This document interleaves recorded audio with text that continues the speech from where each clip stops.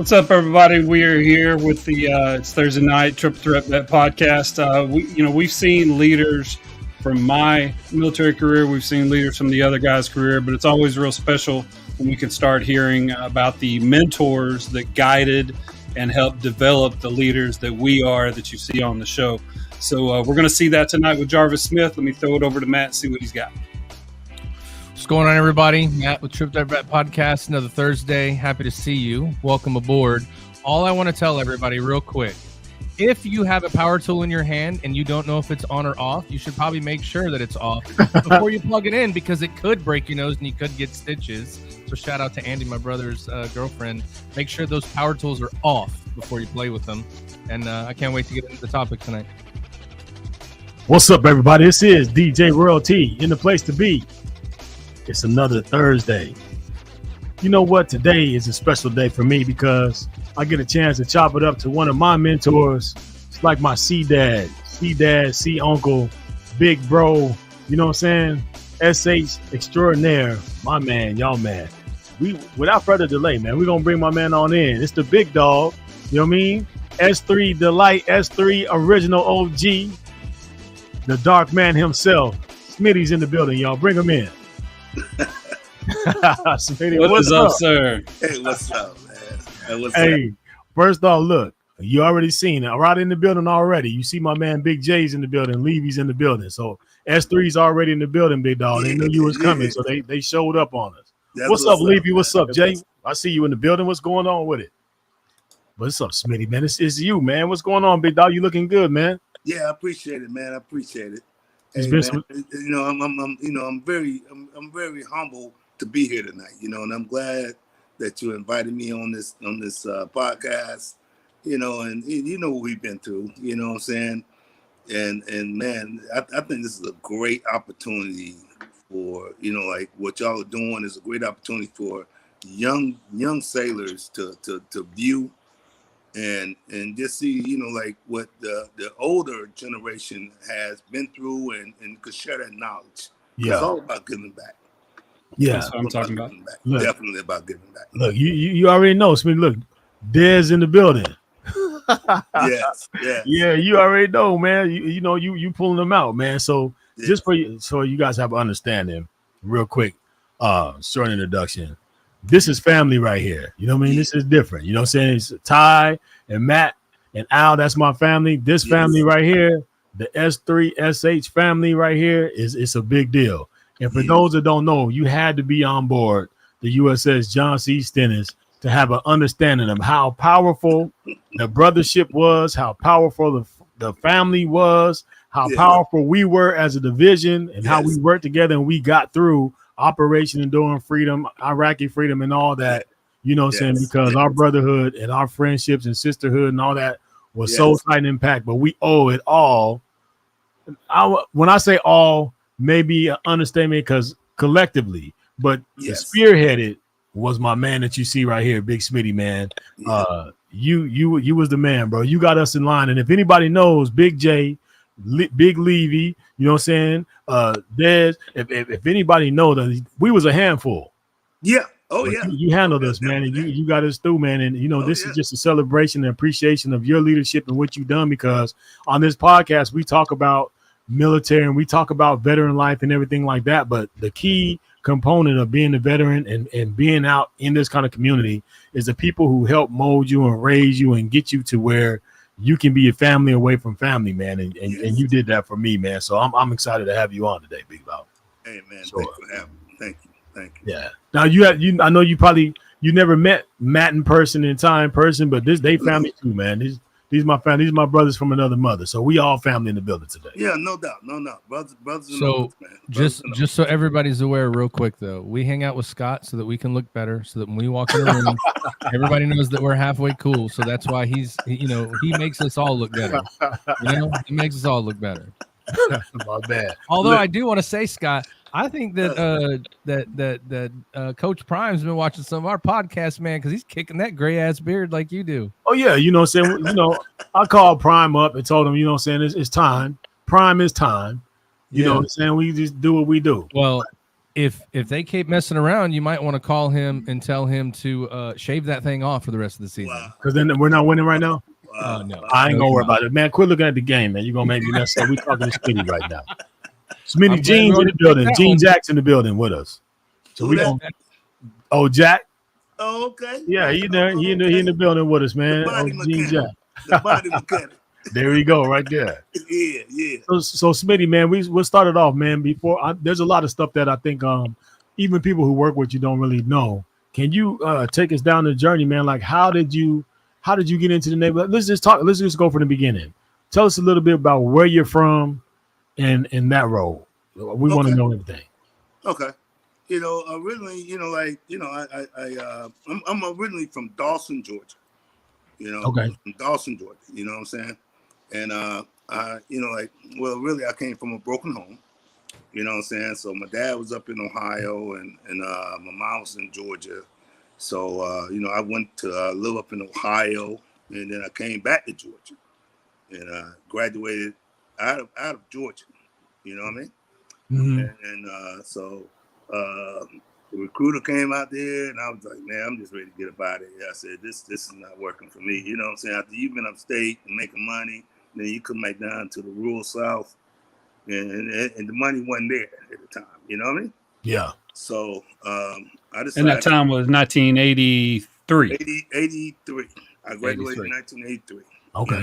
And I decided to join the Navy. I didn't know nothing about the Navy.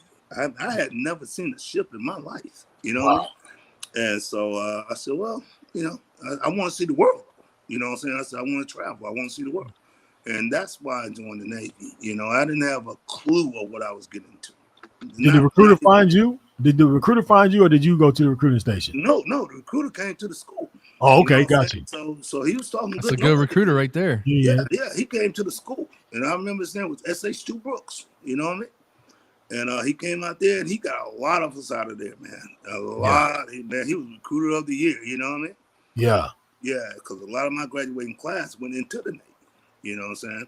Yeah. And, I went from there and joined the Navy. I was only 17, so I had to get parental consent. You know what I'm saying? So, my mom was kind of hesitant about it. My dad signed it right off. You know what I'm saying? He was good with it. You know what I'm He's saying? like, get on out. Yes, please. Get on out. You know what I'm saying? Go ahead, do what you got to do. You know how your mom is. Hey, I don't want my son to be going over there in no wars. Yeah. Stuff like that, but, but, she went ahead and eventually signed because I had to really beg her to sign, you know what I'm saying? But I went into the Navy, got in there, man, and went to boot camp down in Orlando, Florida, and came out of there meritorious advance, and went to school, tech school over in Meridian, Mississippi. Oh yeah. And when I was over there, I had a chance to get meritorious advance again.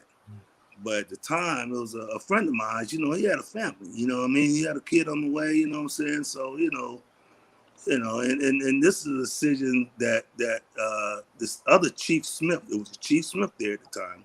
He said, "Don't never do that again in your military career." And he taught me about something about, advancing and stuff like that. But, and he gave me a real scolding about it because I did something that, that was really not, in the minds of others, you know what I'm saying? So anyway, long story short, I went and left there, and then I went to the USS 4-Star. That was my first duty station, and I had a successful career. I made E5 in less than 3 years. Wow. You know what I'm saying? Less than 3 years. And, and that's when it kind of stalled on me, you know what I'm saying? Because when you are learning and then you're taking care of people, just being a hard worker, and I had a family, I got married and had a child, and so now it's not about me, it's about work, and so and that really built a work ethic in me. I couldn't hang out with my friends. I like a lot of us were just young. We didn't know what we was doing. You know what I mean? Yeah. Joined the Navy, and but hey, man, I said, hey, man, I can't hang out with you guys. I got to work, and so You know, so that's why I kept my mind focused on the job. You know what I'm saying? And I just try to learn as much as I can. And like when I first came in, I had to put in a chit just to talk to the chief. You know what I'm saying? Wow. I had to put in a chit just to Wow, how talk. times have changed. Yeah, not anymore. Right. Yeah, I had to put in a chit just to talk to him. You know what I mean? And get that approved just to talk to him. You feel? And so, you know, I went in there and I spoke my case and I said, this is where I want to start. I said, I want to start from the ground up and I want to learn everything I can about this rate so I can excel. And he told me, he said, if you come to me like that, he said, I'll give you the shot.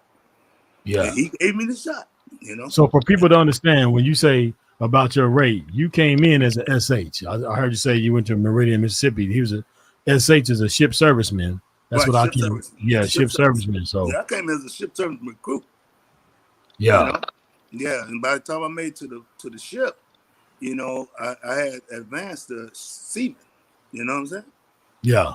Yeah, I had advanced to seaman, and then when I took the test, I made SH3, and then I took this next test, and I made SH2, first time up. Bam. Yeah, because that's hard to do, man. Yeah, that's hard to do on the first time up. The essays rate, you got to really know your stuff. It's not impossible, and that's what I always told people. It's not impossible. Yeah, you know, you just got to have a focus and just study. Yeah, you know, and then you know, like, you know, after I left there, you know, I did my tour on the 4-star, and then I left there, and you know, now I got 2 kids. You know what I'm saying? Oh, so you made time to make kids. You found time to have some fun. Yeah. Between deployments, you know, I did one deployment on the 4-star, and then I went to shore duty over at NAS Jacks. You know, and this is 1987. Yes, I left there in 87. I did a cruise in 86, and I left the ship in 87 and went to NAS Jacks. Yeah. Yeah, and so, you know, I talked to a career counselor, Navy career counselor. He said, "Hey, man," he said, "if you don't never want to go back to sea," he said, just go to the commissary route. You know what I'm saying? He said, "Get that NEC." And so, you know, I'm listening to him because, you know, I'm trying to spend time with my family, you know? Yeah. And so, and I did that. I went over there to school, went back to Meridian as an E5. And when I went back in the E5, you know, I got the NEC for commissary and Navy exchange management. So those two NCs, you know what I'm saying? Yeah. So when I got that, I went back to Jacksonville, and I was over at NAS Jacksonville. I went in there as a assistant produce manager, right? And so I did that from 87 to 90. From 87 to 90. And then when I came up for orders, they offered me 2 commissaries overseas and 1 ship out of Norfolk. So I took the commissary overseas, which was independent duty. I went to Thurso, Scotland, and I was a commissary manager over there. Yeah. And when I got over there, I'm not, you know, a lot of people not used to this terminology, but it was an award called the Bingham Award. Say that one more time. The Bingham Award. Bingham Award. Okay. Yeah, it's for the best overseas small commissary exchange, right? Yeah. And so it was a little small commissary exchange over in Japan that had been winning for 7 years straight. And so when I got over there, you know, I took over the organization. You know, I took over the commissary.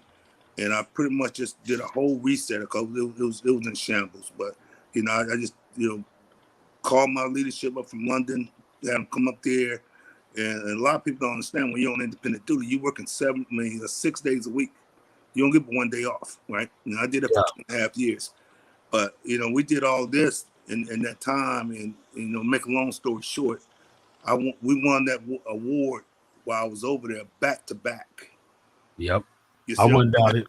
Back to back, and I picked up first class over there, you know, and you know, so I'm gonna pause you there. Yeah. So you see how he evolved from busting his tail all the way through his beginning of his career, all the way to first class, right? So he gets to first class, and when he was a first class was around the time we came in contact with him. So, like, just so you know, in the building, we got Kerry Levy. He's a Master Chief now. You know, Dotson's in the building. Big J's in the building. Yes. We even, we even got Aaron's in the building. Reed's, Reed's in the building. These What? are all people. Reed's in the building, man. Like I said, you bringing them out. These are all people who, when we were on the ship, Big Dog Smitty was our LPO and led us along the way. So go ahead and jumpstart, Smitty, and tell us about when you popped up on the John C. Stenners. Yeah. Hold on. Before you do that, Nope, like go ahead. I'm telling you, hearing this, like I remember when I joined the Army in 1998. Yeah. I remember the professionalism of people Yeah. carrying out the most mundane tasks, whether it be Yeah. shining boots, whether it be cleaning weapons. The mission was completely different back in 83 to 87 up to 90, because right now we're on the precipice of Operation Desert Shield. So, all right, sir, go ahead. I mean, this type of stuff intrigues me. I love hearing this. Yes. Yeah, and so I'm gonna tell you, when I got to the by the time I got to the John C. Stennis, I was just leaving the I had just left shore duty, and I was command investigator down in Pensacola. So they cut my shore duty short. They said, "Hey, we need somebody to go over here to the ship. It's going to go on a cruise, over to the east and to the west coast." So I had never been to the west coast. So they said, "Well, we need you to go." So they called me up. I rogered up, and I went. And so when I got to the ship, you know what I'm saying, we had like I think about 3 or 4 first classes on there. I'm talking 3 or 4, maybe 5. And we had 1 LPO. You know what I mean? And when I got there and I saw this, and I'm talking about just looking at my experience being on LHAs and like carriers, because all I ever rode was big ships. So my thing was pretty much in services. I was never really on the retail side. I did retail. But my specialty was like logistic type. You know what I'm saying? Yeah. I did retail. I did the ship store. I did records, all that. But my specialty was just straight logistics, overlooking the whole atmosphere of the division. You know what I mean? And so when I got there, I just saw something that I could improve on, and that's what I did. And I told the LPO at the time, I said, "I'm gonna take your job." You told him that? Yeah, I told him that. I told him to his face. I said, "Job done, big dog." You know what I'm saying? But see, he made chief. And then when he made chief, I moved right into that job. Like they say, Michael Jackson said, when you get the mic, you never let it go, right? Right. And I took the mic and I spoke to the division, and cause there was a lot of turmoil on the ship at the time. There was really a lot of turmoil in the division. It was just nobody was really together. Everybody was like separate. And my biggest thing when I took over, and I got all the division guys, I said, "Hey, it's a new leadership now, new leadership in town." I said, "And we're gonna do family." I said, "We're family." And I just preach family all the time. And I told myself, "Now, you either ride on this wagon or get drugged behind, but we're all gonna get there together." Right.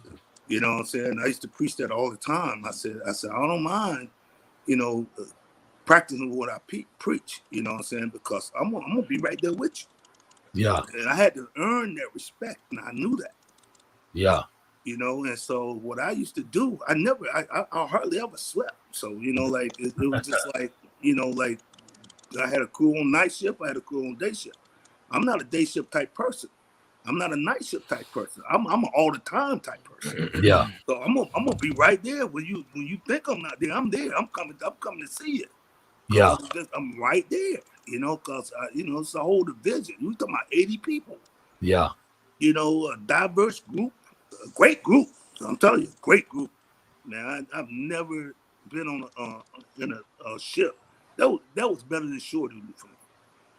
And it was one of my most rewarding tours, just dealing with the people that was on there and molding them to be who they are. And it turned out some great individuals, man. I'm talking just because of the way we handle business. Yeah. And it was all because we was just like family. Yeah. You know, we always treated it like that. And I said, if one person hurts, we all hurt. If one person got a problem, we all got a problem. You know, it's not about rank. You know what I'm saying? We're a family. I said, and that's family first. And we know we got families back at home, but we spend a whole lot of time on this ship together. And so we're going to try to make this as easy as possible for everybody. But you know, you're always going to have, you know, that little one standout or whatever, you know what I'm saying? Always a problem. Yeah, you always have a problem child. You know, Jack. But you don't know, but you're not going to leave him behind. You know, let's hope that that person gets the picture. And believe me, I made him, when I told him, I said, I drag you. I will drag you. You know what I'm saying? But I ain't going to leave you. You know what I'm saying? So I just wanted them all to understand that. And really, man, it just turned out to be a great division, award-winning division. I'm talking about, man, I you know, sometimes, man, I look back on that and I just say, God, man, all the stars just lined up. Yeah. All the stars lined up. I'm talking, we was leading the way on everything. SH was leading the way on everything on that ship. Yeah. Did nothing happen on that ship unless it went through S3. That's true. That was amazing. I'm talking, we had like Senior Sailor of the Year, Sailors of the Year, Junior Sailors of the Year, Seamen of the Year, you know, and everybody getting their pins. You know, well, that was a mandatory. Yeah, you told us that from the beginning. Like, you're not gonna be on here where I ain't had no pins. Yeah, like, there wasn't no respect for that. So it's all about teaching. You know what I'm saying? Trying to bring people up. You know, and I know I was a first class. You know what I mean? And I was up in years as first class. You know what I'm saying? When I made chief. But more than that, I want to bring the younger guys up too. You know what I'm saying? Yeah. So it wasn't just about my career, it's about their career. Yeah. So it kind of stifled my career because I was worried about their career.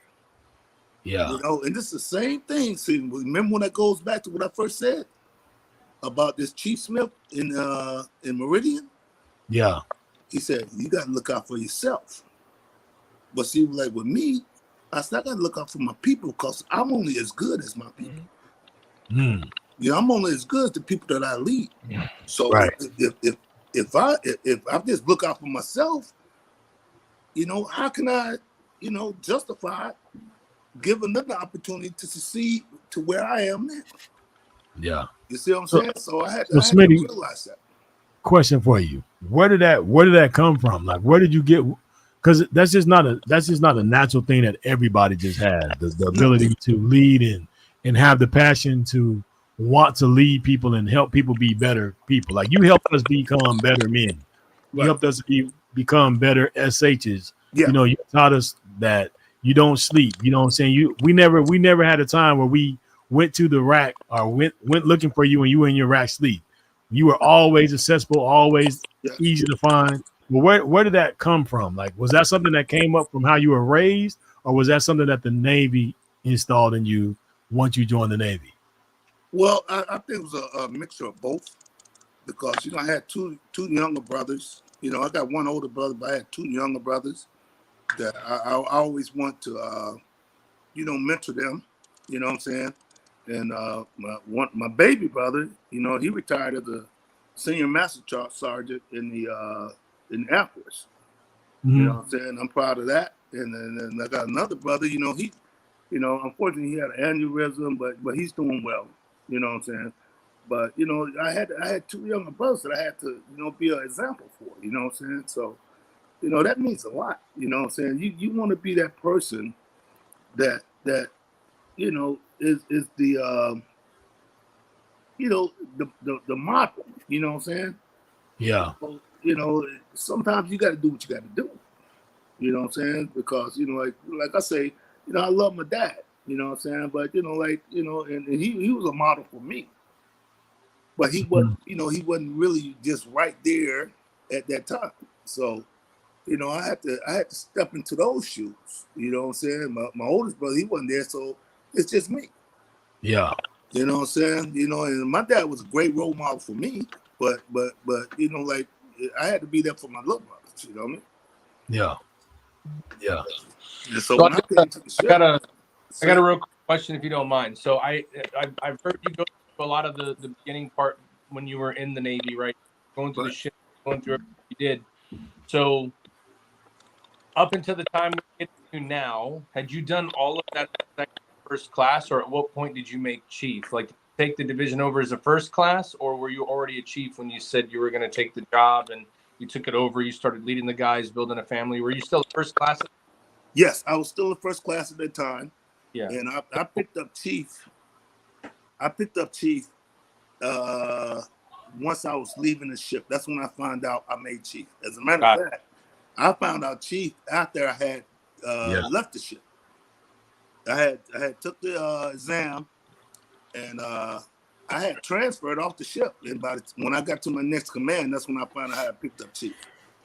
Well, but I went back to the ship. I went back to the ship and met with that division. Yeah. As you talk about that, I just want everybody that's listening to understand something real quick. So in the military, we know that it's next man up. You have positional authority, and you have the ability to go do a lot of great things. But in the time you were serving in the Navy when all this happened, which I would imagine early to late 90s, right?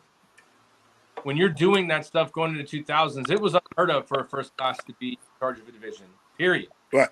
You weren't getting first class running a division. You had to be an exceptional sailor, leader, mentor, and all of that. So I just want to congratulate you for doing that.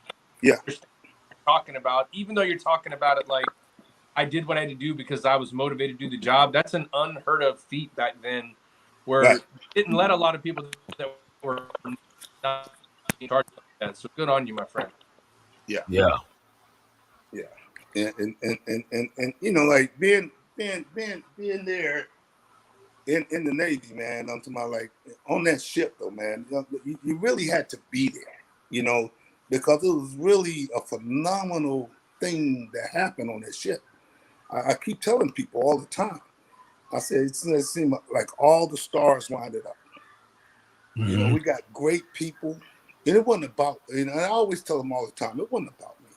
You know, I think I was leading them, but we had some outstanding individuals on this ship. I'm talking about really outstanding people, man. Yeah, I'm talking about some very intelligent people, and like I said, in the record shows, it tells the story. You know, we had people, you know, like was leaders. They had the leadership ability. We won numerous awards, and people went on to make great careers, great career choices, and you know, not only in the military but out of the military. Yeah, you know, based on what we experienced during that time on board the John C. Stennis. You know, some of them became entrepreneurs. Some of them, you know, because you know, like the military ain't for everybody. We all know that, right? But some of them became entrepreneurs, and those that stayed in the military, they went on to do great things, and some of them are still, you know, involved with military jobs, federal jobs that's concerning the military. Yeah. You see what I'm saying? And so, you know, that's something that you know, like we always got to, you know, like keep intact with. And we always try to stay together and try to keep in touch and, you know, everything like that. But, man, it was just a great group of guys and great groups of girls that we just had fun doing it. You know, if you ever seen somebody just come to the boat, come to the ship the day before you deploy and don't mind. Yeah. That's we didn't mind, you know, we didn't mind it because it was like you going with your family, you know, and that, like if you look at the people that's in the chat right now, like Big J and Dawson and Levy, Jack, you know what I mean? All those are all family, those are our brothers, man. And you look at like Levy right now is a master chief in the Navy. Oh yeah. And he was like the most quiet person, you know what I mean, on the ship. I was like, man, this guy right here, man, he was cool. Yeah, you know what I'm saying? The ladies always watched him. He didn't pay none of them no mind. He didn't pay no mind. But I seen him develop, man, and just grow into this person that he is today, man. Matter of fact, it's his birthday today. Happy birthday, brother Levy. But you know, to see him now, man, is like it's crazy to think that we was young little young hard-headed kids, man, worried about how our hair looked and how our jeans and our you know what I'm saying, our outfit was going to be when we hit the port, to now, you know, you got like Dotson running his company out there and Big J was doing stuff with the SEAL. Like everybody has moved on and learned how to be better fathers, better family men, better leaders, because of I owe it to, you know what I'm saying, what we were able to do on the ship. There wasn't anything that we weren't able to overcome because people stepped out of their own divisions and out of their own departments where they were leading. If we ever had a big project, you know what I mean, we all joined together and we did it as a family and we got stuff done. And that is it's one of those things where when you really say teamwork makes the dream work. And that was a dream work that we had on that ship, man. And you spearheaded that. And I wanted to broadcast you and spotlight you on that, man, because I know when these people jumped in today, because you're on here, they know who the big Don Dottie is, man. They know, we all know who it is, man. You know what I mean? And you know me, man. I'm not, I don't like to toot my own horn. You know what I'm saying? Yeah. I like to give credit where it's due, because, like I say, you're only as good as the people you lead, right? Yeah. As far as leadership goes, you know what I mean? You're only as good as the people you lead, because the people make you better. Yeah. You see what I'm saying? But see, at the same time, you want to instill those qualities that you have picked up along the way into them, to have them come and really see what you're doing. Right. That's what it's all about. You know what I'm saying? You're sharing everything that you know with them, so they can exceed. And then when I start seeing people exceeding that or matching that level, that to me, I know I've done my job. Yeah. You know what I'm saying? I know I did my job. I touched somebody. You ain't gonna get everybody. Yeah. But if you get some, you know you're doing something right. Yeah. You know what I mean? Hey, Smitty, I want to jump in here real quick. Normally, this is the part of the show where Scott will pop in and say something like, because we most of the time it's like a leader that I've been in the military with. Right. We've had Chief Massey or Master Chief Massey on here, Right. and we've had some of my leaderships. But when you look in these comments and you say, "Man, y'all set the example, crazy."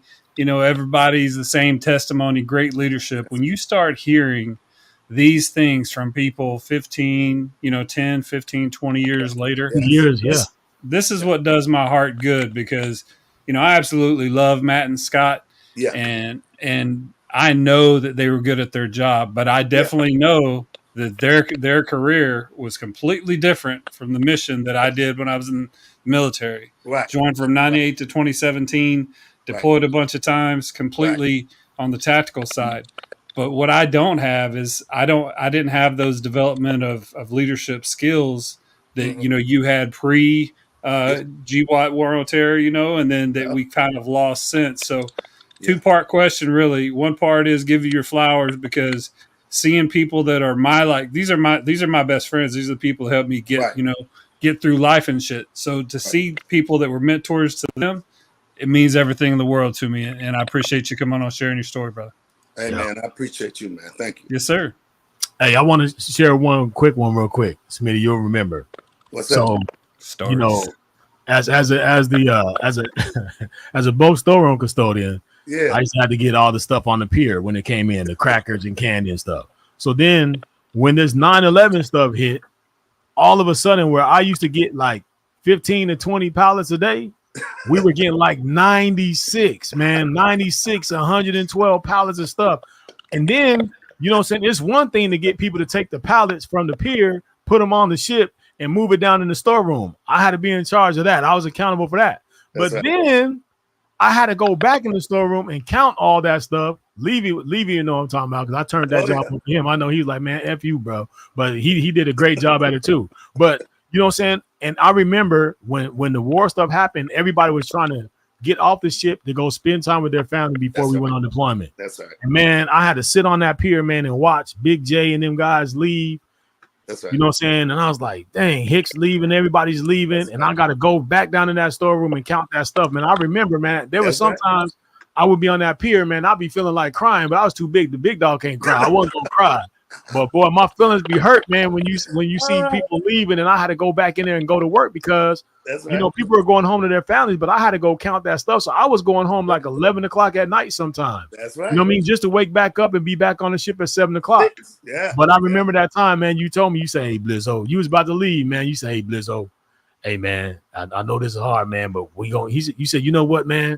And you took your shirt off, man. Yeah. And we was in our dungaree pants and our t-shirts. That's right. And you stayed in there with me, man, and helped me count that stuff, man. And you know what I'm saying? Right. You just let me know right then, like, dog, you know what I'm saying? I ain't gonna leave you like that, Blizz. Oh no, I ain't gonna leave you. That's man. I'm gonna be able to count everything in the store. Yeah. And you showed me, man, you showed me how to stack that stuff up the right way so I can count it faster. So you just showed me all that stuff. But I was just thinking in that time, man, we're like, you know, you didn't have to do that. You know what I mean? Like it was my job. I remember that day. Yeah, man. That stuff was crazy. You down there. Just me and you. Yeah. He was like, it's me and you, man. But you taught me so much. And even now, I use those skills that you taught me way back then, 20 plus years ago. Yes. I still use them in my house. Like my garage, I know I stack my stuff up a certain way. You know what I mean? I just move a certain way based off the things that I was taught in the military. And it's crazy. Like you say, 20 something years later, you still do that. And 20 something years later, I know I can still call Levy and Big J and Dotson and Hicks and Jack. We still friends to this day because of the family that you helped build for us on that ship, man. And I'm just telling you, I'm gonna say it over and over again, how much we appreciate you, big dog. And that, and I appreciate you guys, man. That's never gonna change. So, yeah, it's just good, man. It's good to be in here, man, and see all my brothers in the chat. Showing up for it. It's a good thing all the way around, man. Yeah, so, man. I love you guys. Put that out there. Love you guys, man. Yeah, y'all know that. So I had a question for you, Smitty. So I know that you came into the Navy and you had sailed up through the before like 9/11 all that stuff happened. Right. Can you describe for people, 9/11 hits, everybody's uncertain. You've been in the Navy for a while then. Right. And you got young guys over there probably don't know what's going to happen. Right. I imagine that it was new for everybody, right? Right. So could you describe for people just did you change anything about your relationship in that moment? Or did you keep everything the same? Or what kind of things did you do to kind of just let everybody know we're going to be okay, we're going to get through it, and it's going to be just fine? Oh, yeah. Let me tell you, that morning when that happened, we was due to pull in the very next day. We was due to pull in on 9/11. And it was, I remember this very fluently because we had a little young guy from New York named Perez. And he was working down in the laundry, right? And I was in my rack that morning, and he came to my rack, and I'm thinking I had just got in there about 2 hours. I don't even think I was in there 2 hours. And he came to my rack, and he's like, SH1, hey, get up. They're attacking. I said, what are you talking about? You know what I mean? And so he took me out to the lounge, and I'm looking at the closed circuit TV, and I'm thinking it's a movie. You know what I'm saying? Because you ain't expecting somebody to hit the towers. You know what I'm saying? Yeah. And at that moment, he says, "In that tower." You see what I'm saying? He said, "My mom is in that tower." He said, "My mom works there." Yeah. And basically, I saw the second plane come. And I said, man, this is real. And then that's when you hear general quarters, you know what I mean? So I know this is real. And so my initial response to the division, because we got to get together as a division, right? So everybody got to get together, And once we got together as a division, it's just like I always said, we're family. And what everybody's going through, I said, we're going to get through this together. I said, we're going to try to be as diligent as far as what the command needs and what the United States need. You know what I'm saying? So we got to do what we got to do as members. I said, I know we got families, in these locations. I said, we're going to be sensitive to that, but we also have mission. And I said, that's what's going to get us through this. And I pulled that young man aside and everybody that had family in New York, and I talked to him separately. And you know, and I told him, I said, look, I said, we're family, we're part of your family too. So whatever you're going through, I said, let me know. If you need some downtime to grieve or you just you feel like you can't do your job, we're gonna pull the weight for you. Yeah. You know what I'm saying? I said, but I don't want you. I got to have you with a clear mind. I said, doing your job. I said, and this is something that we got to get through. I said, and if it makes sense, I said, but it's just like I said, I still need you here. I need you here. I need you to be productive, so we can combat whatever we need to combat. Yes, we can get back home. You know so we can get back home. And we stayed out there for an extra 2 weeks. Yep. Doing this job, and believe me, every day, if it was somebody from that area that was affected by that, I talked to him personally every day, sometimes 2 and 3 times a day. You know, because I need to know where their mind was. I didn't want them to be freaking out or having, like anxiety attacks, because some people just don't take that well. You know what I'm saying? When you talk to family, like if you're from New York area, then you have people working on them towers, man, that thing hits different. Yeah, that was personal. You know what I'm saying? And that was really personal with the reason I remember that guy named Perez, because he came in and I looked in this guy's face. Yep. I looked in his eyes, you know what I'm saying? And I just say, man, I really had to just really talk to him, but it worked out that I think his mom got out of the tower, unscathed. But it was just the initial, shock and awe, you know what I'm saying? Because that just really took everybody by storm, man. And so I had to get the whole division together and say, hey, this is what we got to do, because we might be going to war. Yeah. And then we wasn't, you're not expecting to go to war, you're expecting to do your job. But, being in the military, hey, that's part of the job. Yeah. That's part of your job. You know what I'm saying? So I had to get everybody's mindset on that. And I said, like I always told you, I said, we're going to do it as a family. I said, we're not leaving nobody behind. I said, we're going together and we're going to return together. We're not leaving nobody behind. And so I always kept that family mentality, vision with the division. So, so we can have that, like away from our family, but we're still family. So we got to get back to our families. You know what I'm saying? So we got to take care of each other out here. Yeah. And get back to our families there. You see what I'm saying? So I need you to work. I need you to do your job. I need you to do your job respectfully. I need you to do your job do diligently. But at the same time, we're here for you. If you need comfort or advice, or if you need to vent, hey, let us know, because I need you. I need you right now. I need you to be at your best. Yeah. Yes. Man. Yeah, I need you to be at your best. And when you have all these kids that join the military, you said it yourself. When you went to join your mom, the only thing she can think of, even back then, was I don't want my son to go to war. And then young guys and family in New York, and now all of a sudden the tables are flipped, right? Yeah. Or are your family members worried about you in the military? You're the guy in the military now, worried about those people there. And so I'm sure that was a time, and I'm sure they respected working with you, man. Yeah, you know what? I had a mom. One of the guys on here right now is Jackson.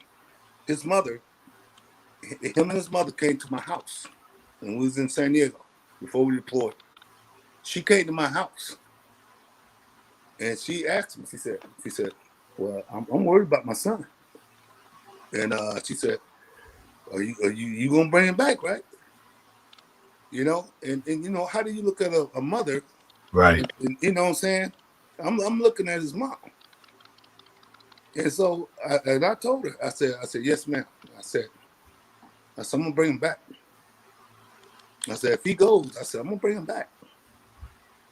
But I can't tell her that I don't know how he's gonna come back. You know what I'm saying? But I said, I'm gonna bring him back, because we start together, we're gonna finish together.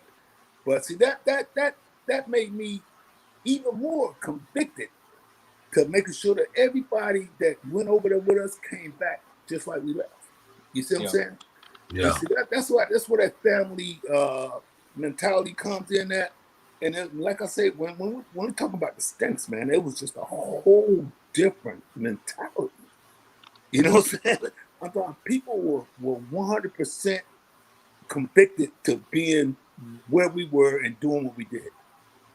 You know, it was just unreal. All the stars lined up, you know. Yeah. And we just had that kind of love for each other, you know what I'm saying? It was never, you know, like we bickered between each other or whatever, but the overall love, it was just like when it came down to business, it was business. Yeah. You know what I'm saying? And hey, this is what we got to do, and all the other stuff that don't matter. You know what I'm saying? So let's get with the program. You know what I'm saying? So yeah, we ran that thing, man. Like like Suge Knight and Pac. It was one of them things, man. Like we was in charge of the cash. You know what I'm saying? You wasn't gonna kick our ass. You know what I'm saying? We wasn't going to stand in no line. Right. We ate what we wanted to eat. We washed our clothes where we wanted to wash them. Right. We had all the women on the boat. You know what I'm saying? We ran that thing. It was like a mafia takeover. Yeah. You know what I'm saying? You had to come through us. That's what it was. When somebody came on the ship, we tell them, look, man, you can do whatever. Y'all say what you want to say, but you're going to have to come through us. You know what I mean? And when Levy was running the barbershop, hey, you was gonna get that 5 minute. We used to call them. What did we used to call them cuts, man? I can't even remember. Somebody's gonna put it in the chat.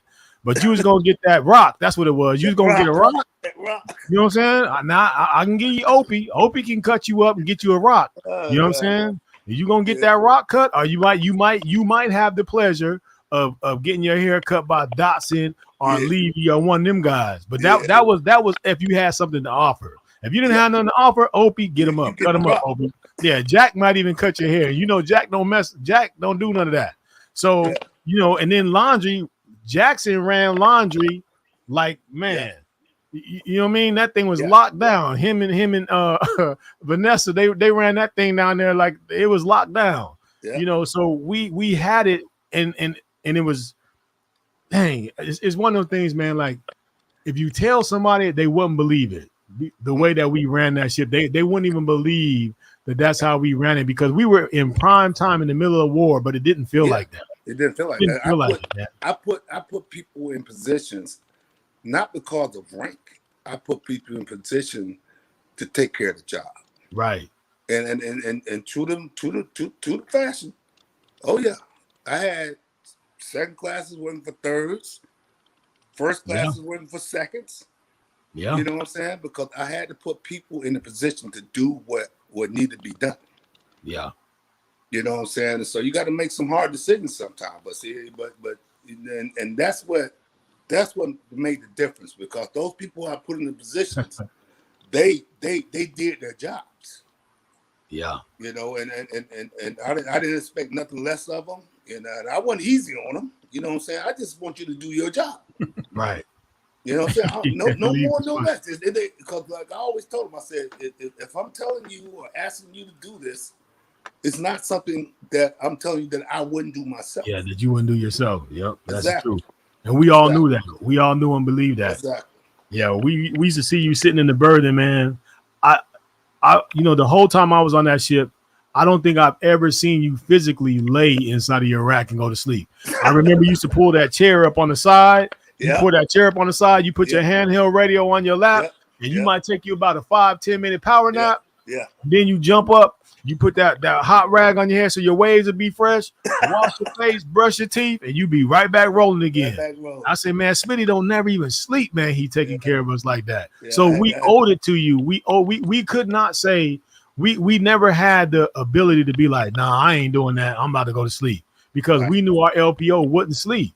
Right. But you gave us the ability to get sleep, you know what I mean? And we got rest when we needed to get it. Yes. But anytime that we needed you, you was always there. And I think that's where the respect lied, because it wasn't one of those things that you told us to do something because you just told us to do it. No. If you told us to do something, there was agenda behind it. And sometimes the picture behind it, we didn't see it. Right. But everything that we did helped us. You know what I mean? It helped us and put us in positions to where we ended up being successful all the way through. And once people start seeing that, we bought into it and we just stayed with it. And we just joined together and say, hey, you know what? I don't know how them other cats is doing it, But in S3 division, we gonna get our pins. We gonna eat good. We gonna take care of each other on the ship and import. Yes. And we family, and it's always stayed that way. Yeah. And see, that was a big thing. The hardest part was getting everybody to buy in. Yeah. Because I saw the vision. I knew it would work because I've done it before. I said I knew it would work, but see now, you know, I'm on this. I'm back on a carrier, and I'm dealing with like we talking about 80 people from different ethnic group backgrounds and everything. Yeah, you know what I'm saying. So I got to sell this thing. You know what I'm talking. We talking about female to male alike, and I'm gonna tell you like it's right. I didn't discriminate at all. Right. You know, we had everybody. Like I told you, the females carry boxes just like the males. You know what I'm saying? Yeah. We ain't discriminating. You know what I'm saying? And then and I, at one time I was called a racist. I've been through all that. You know what I'm saying? But I battled that battle too. Yeah. I said, how can I be a racist when I got a melting pot division? You know what I'm saying? It's because I won't let you do what you want to do. You see what I'm saying? Let you handle your way. I said, that's not going to happen. Yeah. Not on my watch. I said, no, we're going to do it. We're going to do it my way. I said, matter of fact, you're fired. And you're working for the second class now because the way you're trying to do it, that's a divide. We're not a divided division. So you're fired. I have no problem with that. And I had some great leadership like Master Chief Kwan. If I went to him, he knew because I took him up to the office. I said, hey, when I fire somebody, I'm just not just coming to you and firing. I'm gonna fire you in front of leadership. You know what I mean? Right. So I'm gonna let you know. I said because I meant what I said and I said what I meant because I need this production, and that's gonna be it. You know what I'm saying? That was it. Damn recruiter right now, bro. Yeah, man. Yeah, that was there it, you bro. go. Like I said, I lead. I led with compassion, but I led with an iron fist because I meant what I said. Yeah. And I said what I meant. You know what I'm saying? Because like I said, if I wouldn't ask you to do something that I wouldn't do or haven't already done or haven't already been through. Yeah. If I ask you to do that, then I got to do it too. And that's why, like when Blake was saying, hey man, I went out and took my shirt off in that storeroom. I have been in the storerooms, so I started in the storerooms. I knew how this thing worked. He didn't know how to accumulate that. And if nobody's never been in that storeroom, when you got all this merchandise that you're accountable for, and you got to be accountable for to the penny, you can go to jail for that. You know what I'm saying? If you don't have this, because you got to sign for this merchandise. You know what I'm saying? So that's a jailable offense in federal prison. And I told him, I said, hey, man, you're going to have $100 stolen validity. Trust me. Yeah. And I showed him how to do that. You know what I'm saying? And it made his job a lot easier. I would be curious, going from that and doing all the deployments and being, having that full career, not to keep moving forward, but what was your transition like from ending in the military and then going into the civilian world, right? Because to do it as long as you did it, and you did it across a couple different arenas, right? You did it when it was semi-peaceful. You did it when it was super hectic. I'd be curious to know, because I'm sure the transition then, it was different but the same. It's just a different day and age now. Like, how was your transition coming out of the military? Do you feel like they did a good job? Is there anything that they did that they don't do now that you think they should bring back? Or I'm just curious to see what your perspective on that would be. You're saying like when you're transitioning out of the military and the information that you get going into the civilian sector? Yeah. Okay. Yeah. It's like unfortunately, I didn't get a whole lot. You know what I'm saying? So it didn't change. I didn't get a whole lot. I didn't get a whole lot. And most of us don't really. You can go to like the TAPS class.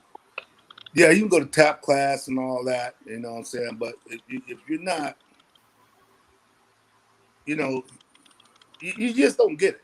You know what I'm saying?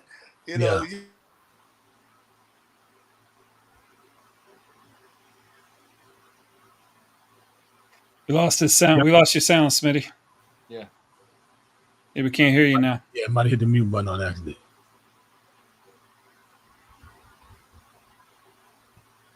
All right, there we go. Sorry. No. No. Tell you what, go ahead and Smitty, log out and log back in. We're going to take a quick break. We'll come back and we'll catch you on the other side of our break. Yeah. Is that okay? Okay. Yep. All right, take us out there, Scott. All right, ladies and gentlemen, this is the Triple Threat Vet Podcast. I'm your man, DJ Royal T. We're in the building today with the man, the myth, and the legend himself, Mr. Jarvis Smith. And we are going to take a quick break, pay a couple of bills. You guys don't go nowhere. Chat, appreciate you guys coming in today. Everybody who's listening all around the world or where you're listening from, you're doing it right. This is the Triple Threat Vet Podcast. I'm your man, DJ Royal T. In the building, my man, Matt J. and Ty Cobb. We'll be right back after these messages. Peace.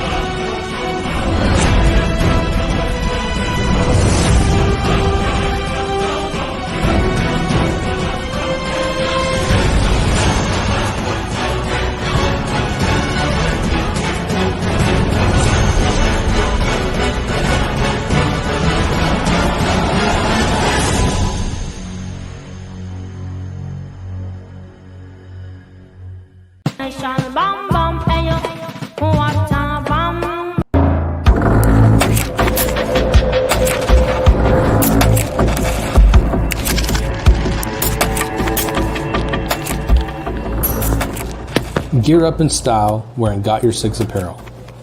Every purchase makes a difference. It's more than just clothing, it's a statement of gratitude. Upgrade without breaking the bank. Discover cost-effective, high-quality clothing made in the USA. Each shirt is handcrafted by our team in the great state of Texas and shipped for free to your front door. Got Your Six is where quality meets purpose. We're a small veteran-owned business that takes pride in the mission and the value of our products. Join us in growing a community, supporting our heroes, veterans, and first responders by wearing a custom design. I thought you'd never ask. Visit sameflagsameoath.com and use the code TRIPLETHREAT for 10% off. Follow us on all social media platforms for any upcoming releases or events, and you can reach out to us with questions anytime. We are here to support our brothers and sisters.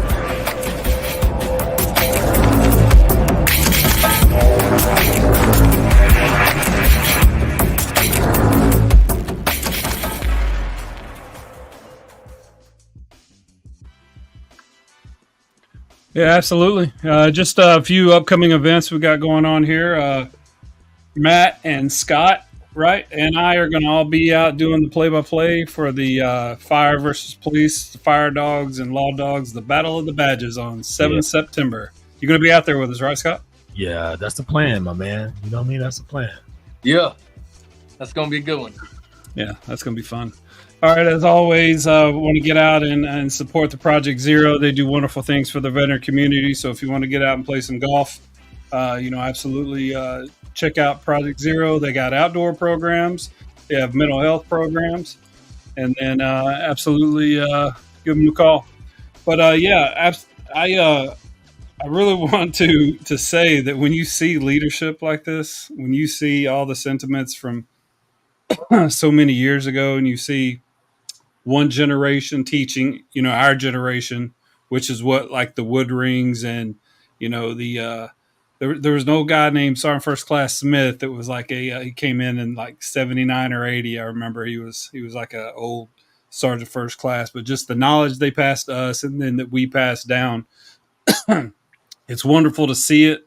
It makes you feel it right here. That's what the military is all about. And I love getting to relive it. It's really, I feel like I'm the one that's always getting giddy about the people we talk to. So it's really fun for me to see you, Scott, get I'm all giddy today, man. Like, you know what I'm saying? Like, yeah. I don't get to see you be like this. So with that, let's bring it back. It's like family reunion again. Yeah, I mean, and then all the people in the comments, like that's cool as hell. Like that's what I want to see is for people to show that all that hard ass work we did during those deployments, all those trainings we did, late nights in the storeroom, in the arms room, out on the ranges, whatever it may be. You know, I was in Kosovo when 9/11 happened. So, Yeah. Yeah, well, just everybody that's out here watching today for the first time, because your man that he's on, don't forget, we do this every week. Tell your friends. Come back, watch more.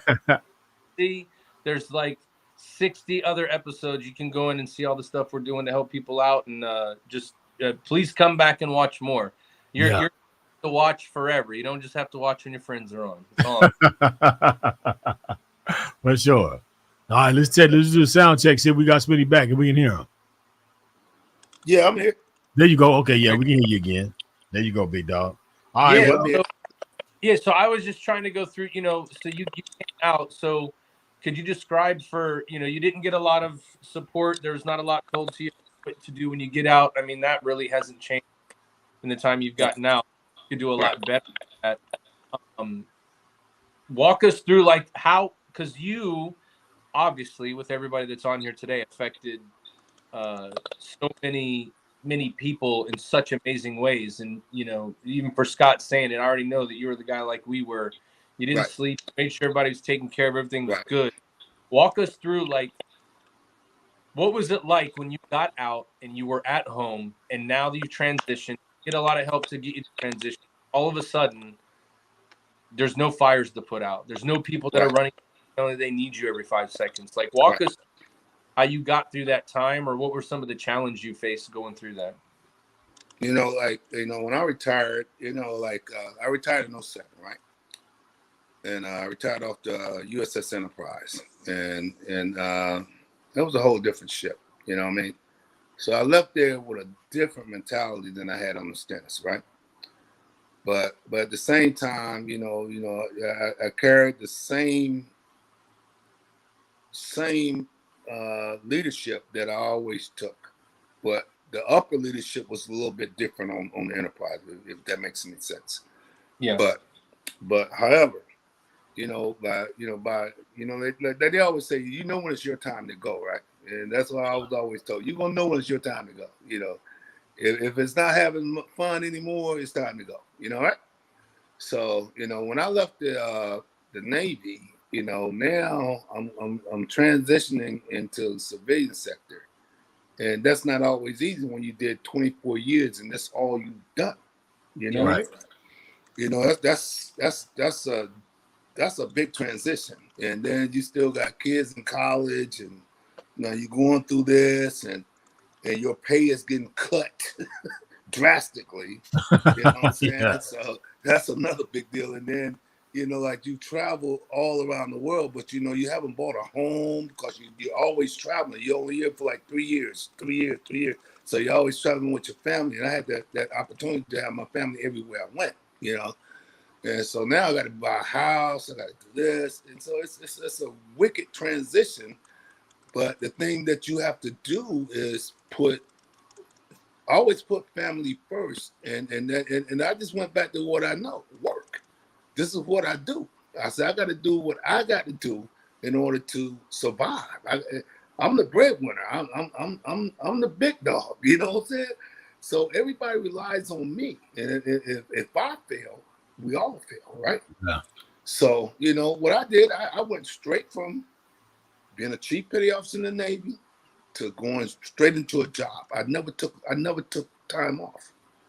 I just stayed working. And I worked for 40 years straight. Until I retired this past January. I just never took time off because I couldn't afford to take time off. Yeah. If that makes any sense. Yeah. Even though I'm a chief petty officer in the Navy, the economy is not my friend right now. You know what I'm saying? so you feel me? And so what I had to do is work. I had to get a job, and I was fortunate enough to land a very successful job. With Procter & Gamble, because I started out with the police department in Albany, Georgia, and they was paying me, a little money, but, and I took a pay cut to go to Procter & Gamble, but, I went to Procter & Gamble, and that was my niche, you know what I'm saying? Because they're a very good company, man. Like I said, it's based on military principles. I'm talking about everything they do is just like, it's got different acronyms, but it's just like the military. I'm talking about like from quarters, they call it morning meetings or whatever. Yeah. But, everything is structured in the same exact way as the military. Nice. You know what I'm saying? And that made it easier for me. And but just to get back to what I was saying about like, going back to like not having that knowledge of like when you're trying to put in for like disabilities, you know what I'm saying? Right. You're never really told that. Not us. Like in my generation, we was never told that. When I was coming up, you know what I'm saying? So when I heard that at the end of my career, because I wasn't no, sick bay commando. I couldn't afford to be, you know what I'm saying? Yeah. So, I didn't document a lot of time. So when I did, go up there and put in for my disability, they said, how many things you got to file? Claim. Yeah. I said, I got 6 things. I said, only just 6. They said, out of 24 years. I said, yeah, 6 things as far as I know. He said, how much you hope to get? I said, at least 50%. I said, at least 50. You know what the person told me? Good luck. You know what I'm saying? that's exactly what he told me. You just found a 6? Good luck with that, big dog. I have a 16 to claim. You know what I'm saying? Yeah. Out of 24 years, I hardly ever went to medical. You know what I'm saying? Yeah. But guess what? I got 50%.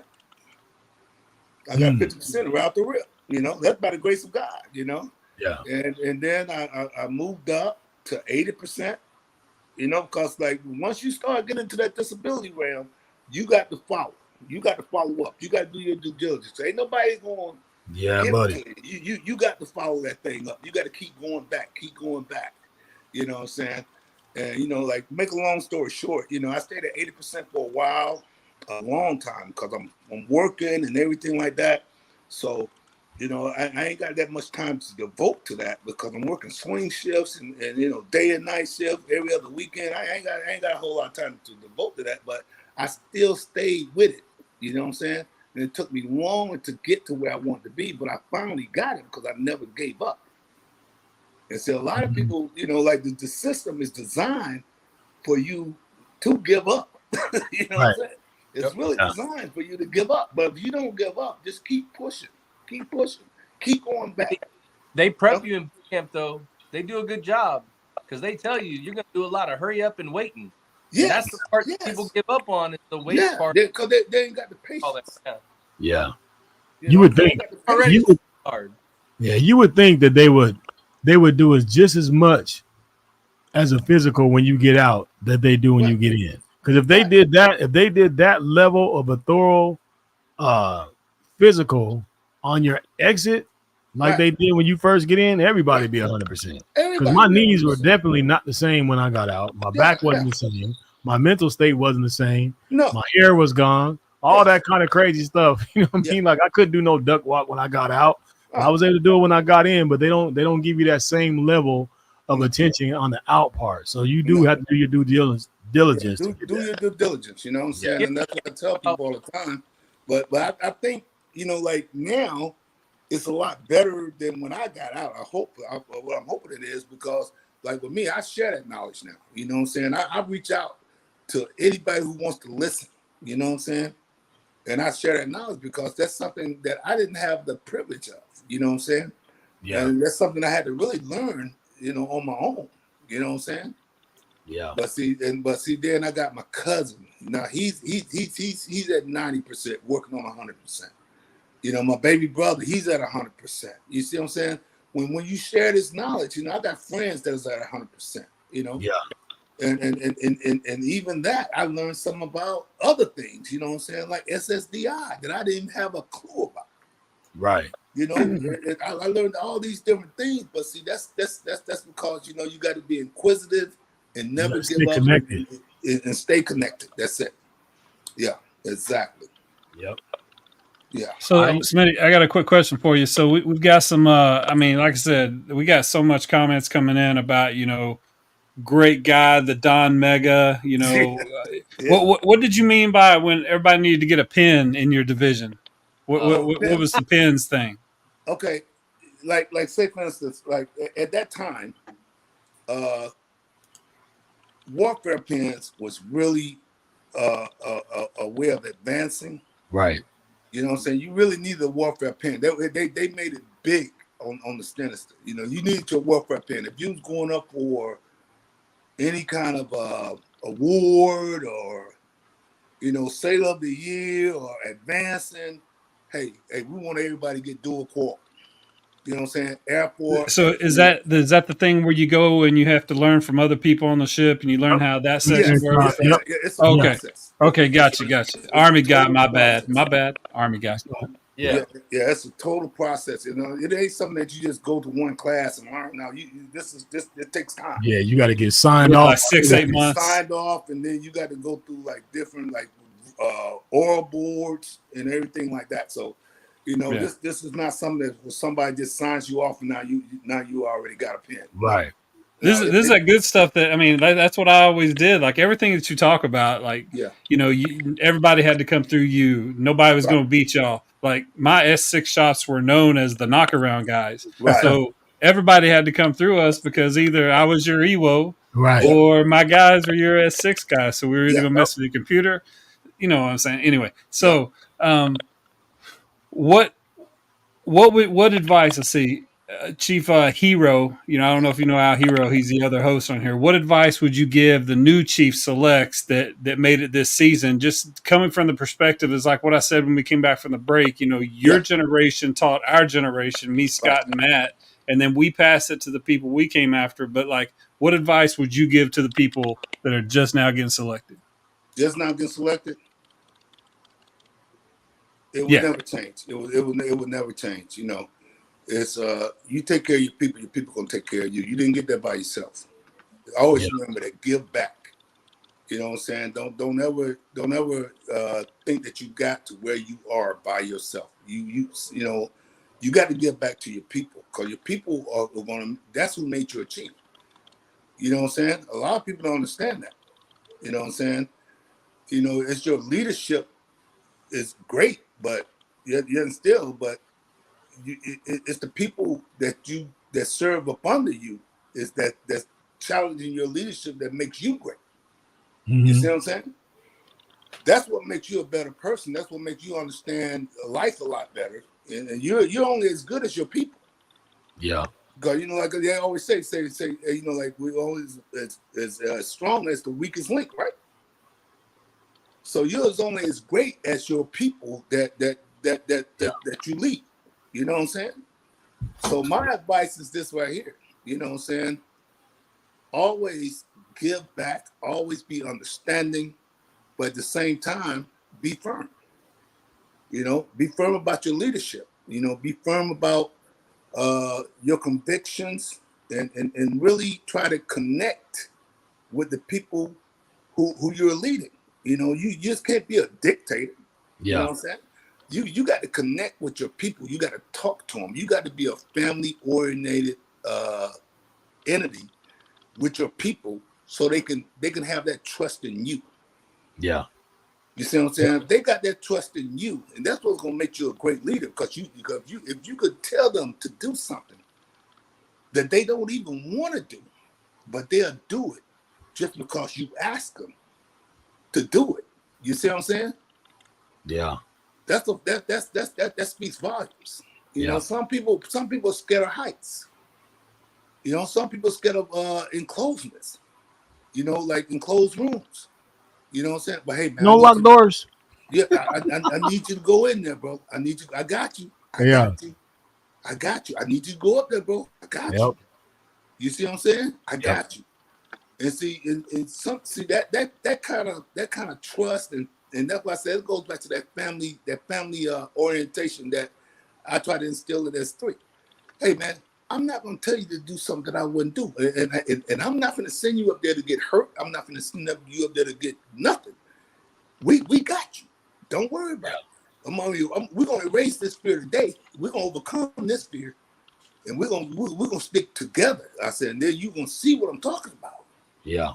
You know what I'm saying? So like I said, in a nutshell, man, you just got to, it's all about respect. And respect goes up and it goes down, right? Yep. But like I said, you're only as good as the people you lead. There you go. You know what I'm saying? You're only as good as people you lead. So hey, take care of your people take care of you. Yeah. So you're talking about, people are gonna respect you for what you do. We respect the shit out of you. Right. But we still have to put you in a seat and turn up the heat. I don't know if you know about that. I don't know if anybody prepared you, but you noticed that old Blake over there has turned his head around. So like tough questions because they're coming your way. Okay. Yeah, man. All right, ladies and gentlemen, we have reached the part of the podcast where we must turn up the heat a little bit to know a little bit more about the man, the myth, the legend himself, Mr. Smitty. You know what I mean? Chief Smitty in the building. So Smitty, this is what we're gonna do, man. I'm gonna ask you some questions. We're gonna find out where you at. I like to say we're gonna find out if you hot wings or cold pizza. I know you hot wings, but we're gonna go ahead and do what we do. All right. Oh yeah, for the record, Matt, it looked like Colorado's up. I just saw it on my phone, but we're gonna be all right. All right, here we go, Smitty. Gotcha. Out of all the branches of service that you could have went to, why did you choose the Navy? Because the Navy recruiter came to me first. Oh, So, okay. And I wanted to see the world. And I know I want to see the world. And then my uncle had told me, say, don't join the Army. He told me not to join the Army. He told me not to join the Marines. So he said either Air Force or the Navy. There you go. And so my thing was, with the Navy, I'm going to see the world. You know what I'm saying? The recruiter told me, said, man, you're going to see a lot of countries. I just want to travel. Yeah. I really wanted to see the world. So that's why I chose the Navy. Gotcha. All right, here we go.